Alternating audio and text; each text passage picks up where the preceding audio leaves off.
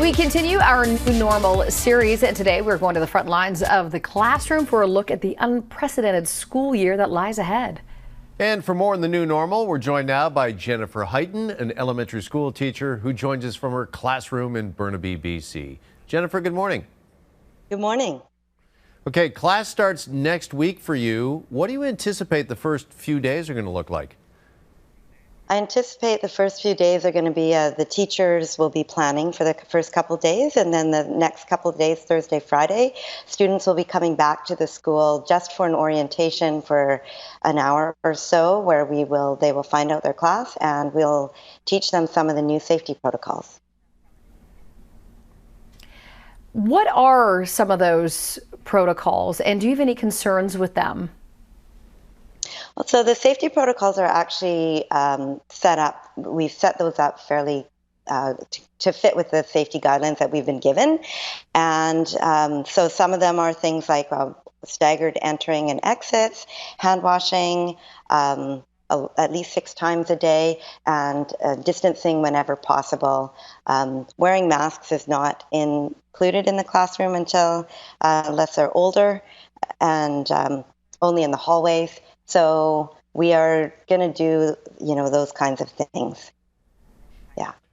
Okay, we understand. I don't know if you went down the hall to the science classroom and borrowed a textbook, but we understand, Jennifer, that you have actually come up with your own strategy for disinfecting books in the class. Tell us about that. Yeah, so I've got an extensive classroom library, and I love teaching reading.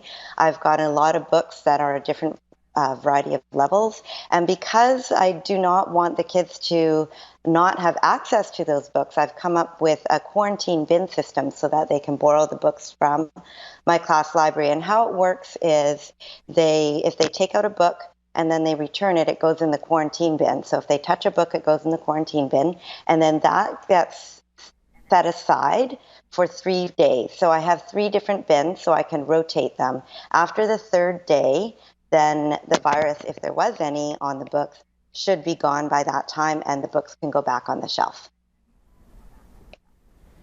Now, you mentioned at your school, masks are only mandatory for staff in high traffic areas, but you're choosing to wear one all day long. What are you doing to make sure that the kids can hear you?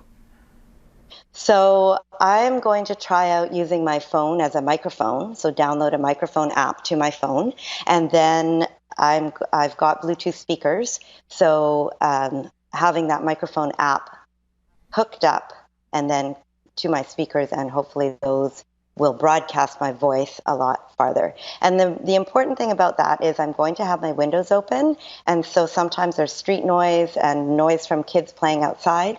So if I have that microphone, then that means the kids at the back can hear me a lot better, especially when I'm wearing a mask. Love it. All right. You know what? I love that sound system idea. AC/DC has nothing on you, Jennifer. All right. Thank you. Your school had a partial return back in June, we understand. What was that like, and what did the teaching faculty there, what did you learn from that experience? So we learned that trying to juggle both in class and online was quite a lot of work. We really did enjoy seeing the students. I had 5 of them come back to the in-class part, and 22 who remained online. But trying to juggle both groups was quite a lot of work, which is why that's not really the model that's coming forward right now. But the nice thing about it was we did get a chance to try out some of the safety procedures. So the hand washing and the health screening in the morning, those kinds of things. How do you feel, Jennifer, about the return to school?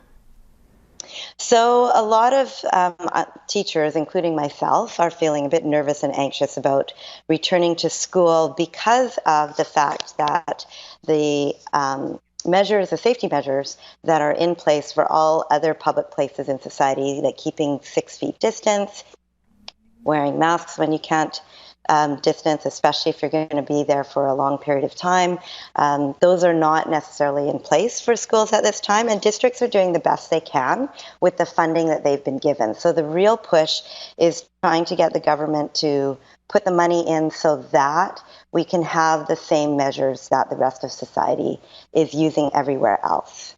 Well, listen, I think teachers, parents, and students are all very anxious, and understandably so. And it goes without saying that we wish you all the best. Jennifer Heighton, elementary teacher in Burnaby, BC. Jennifer, thanks for the time with us this morning. Thank you.